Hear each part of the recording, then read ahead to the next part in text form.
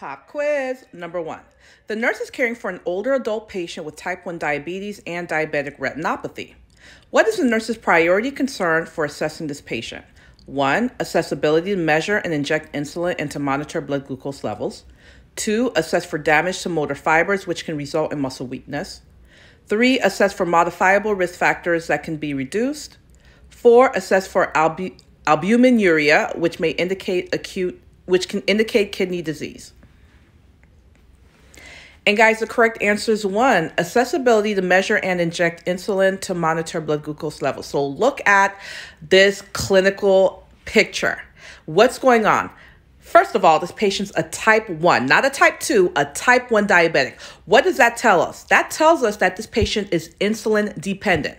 Without insulin, they're not going to live long. So number 1, not only are they insulin dependent, they also told us that this patient has diabetic retinopathy. What does that mean to us? Their vision is decreased. So not only are they dependent on insulin to survive, their vision is decreased. Guess what? How are they going to be able to draw up that insulin to administer to themselves if they can't see? What kills the patient faster? Hyperglycemia or hypoglycemia?